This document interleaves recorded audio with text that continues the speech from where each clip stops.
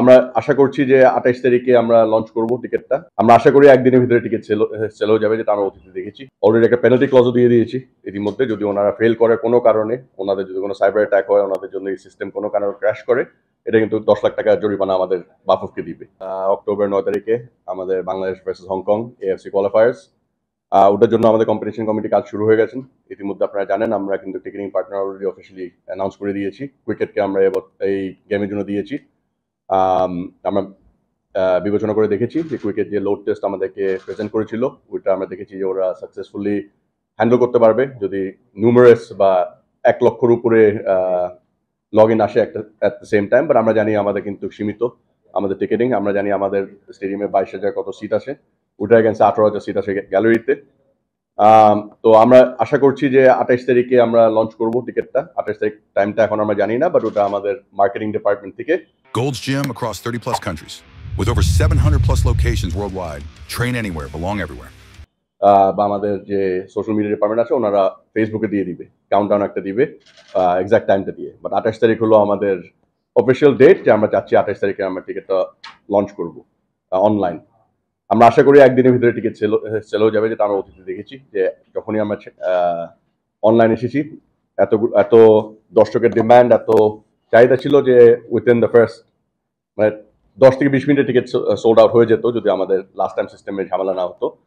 আমরা আশা করি যে আমাদের যে টিকেটিং পার্টনার এবার আছে, ওনাদেরকে আমরা অলরেডি একটা পেনাল্টি ক্লজও দিয়ে দিয়েছি ইতিমধ্যে। যদি ওনারা ফেল করে কোনো কারণে, ওনাদের যদি কোনো সাইবার অ্যাটাক হয়, ওনাদের জন্য এই সিস্টেম কোনো কারণে ক্র্যাশ করে, এটা কিন্তু ১০ লাখ টাকা জরিমানা আমাদের বাফুফকে দিবে। এটা কিন্তু আমাদের ক্লজে লেখা আছে।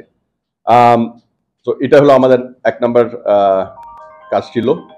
সেকেন্ড হলো আমাদের ইভেন্ট পার্টনার কে হবে। ইভেন্ট পার্টনারও ইতিমধ্যে সাইন হয়ে যাবে। আজকে মনে হয় কন্ট্রাক্টটা সাইন হয়ে যাবে ইভেন্ট পার্টনারের সাথে।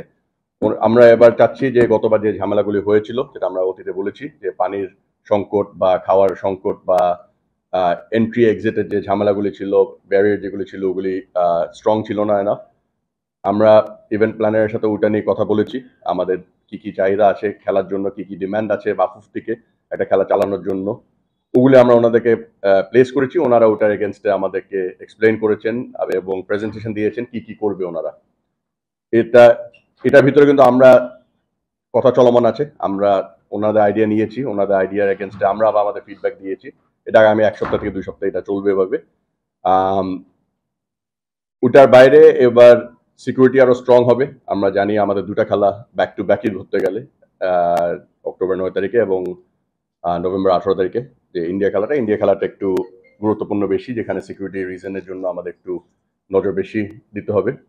ওটার জন্য কালকে আমাদের জিওসি সাহেবের সাথে মিটিং আছে বাফুফ পক্ষ থেকে, যে আমরা সেনা মোতায়েন চাচ্ছি দোনো খেলার জন্য। যেটা বাংলাদেশ পাকিস্তানের এগেনস্টে যে সেনা মোতায়েনটা দেওয়া হয়েছিল, আমরা চাচ্ছি বাফুফের জন্য যেন একই প্রিভিলেজটা মেনটেন হয়। এটার জন্য ওই স্টেডিয়ামের সারাউন্ডিংস প্যারামিটার যেন সেনা মোতায়েন থাকে, ওটা আমরা চাবো জিওসি সাহেবের কাছে। ওনারা আমাদেরকে জানাবে তারপরে ওনারা কি করতে পারবে আমাদের জন্য। অ্যাট দ্য সেম টাইম আমাদের সরকারের সাথে, এনএসসির সাথে, প্লাস পুলিশের সাথে যে ডায়ালগ করার দরকার, ওগুলো আমরা ইতিমধ্যে শুরু করেছি। আগামী সপ্তাহে আমাদের পুলিশের সাথে মিটিং হয়ে যাবে যে আমরা এন্ট্রি এক্সিটটা কিভাবে করব। আমরা যেটা অতীতে বলেছি, আমরা যেটা ডিসকাস করেছি আমাদের চেয়ারম্যানের সাথে, আমাদের মেইন জিনিসটা হলো খেলাটা পড়েছে একটা ওয়ার্কিং ডে ইভিনিংয়ে। আর ওটা মনে হয় বৃহস্পতিবার, আমি যদি রং না থাকি। বৃহস্পতিবার আপনারা জানেন চাপ ঢাকার এই এলাকাটায় 0 পয়েন্ট থেকে চাপ বেশি থাকে। অনেক মানুষ ঢাকার বাইরে চলে যায়, বাড়িতে চলে যায় বৃহস্পতিবার অফিস শেষ করে। সো কিভাবে সবাইকে ব্যালেন্স করতে পারবো যেন সাধারণ জনগণের ভোগান্তি না হয়, যেন আমাদের দর্শকদেরও ভোগান্তি না হয়, যেন ওনারা খেলা দেখতে আসতে পারে সেফলি সিকিউরলি, আর ওরা যেটা এক্সিটও করতে পারে সেফলি সিকিউরলি। এটা নিয়েও আমরা আলোচনা করছি কিভাবে কি করা যায় এটা মেনটেন করার জন্য। অ্যাট দ্য সেম টাইম গত খেলাতে যে ইভেন্টগুলি ছিল, একটা কালচার প্রোগ্রাম ছিল খেলার আগে, প্রি ম্যাচ শো, ওটা আমরা আবার করবো। এক্স্যাক্টলি কে এবার থাকবে সেলিব্রিটি হিসেবে ওটা আমরা জানি না এখনো, আগামী ১ সপ্তাহের ভিতরে ওটাকে ডিসিশন হয়ে যাবে আমাদের। এবার আমরা দেখেছি আমাদের প্রচুর রিকোয়েস্ট অলরেডি, টিকিট কিভাবে নিব, টিকিটের সিস্টেম কি। আমরা আবার বলতে চাই যে টিকিট কিন্তু অনলাইন প্ল্যাটফর্মে যাবে, এখানে কোনো ফেভারিটিজম হবে না, কোনো পার্সিয়ালিটি হবে না। আমরা যা টিকিট আছে আমরা অনলাইনে ছেড়ে দিব। এটা সাধারণ জনগণ যেন ফ্রিলি ফেয়ারলি টিকিটটা কিনতে পারে। যদি বাংলাদেশ হয় বাংলাদেশ থেকে, যদি বিদেশ থেকে খেলা দেখতে আসতে চায়, ওরা যদি অপরচুনিটিটা পায়, 100% ওরা অনলাইনে পাবে টিকিটটা। ওটার বাইরে আমাদের যে ইউআই যেগুলি দিয়েছিলাম, food, beverage, soft drinks, ice cream, এগুলি নিয়েও আমরা এবার চিন্তা করেছি আর ডিসিশন নিয়েছি যে এটা ইভেন্ট প্ল্যানের আন্ডারে চলে যাবে। ইভেন্ট ম্যানেজমেন্ট যে করবে ওনারাই এটা হ্যান্ডেল করবে, বিকজ আমাদের ওই ক্যাপাসিটির গতবার ছিল না প্রত্যেকটা গ্যালারিতে যা চেক করা, যেহেতু আমাদের ম্যান পাওয়ার সীমিত।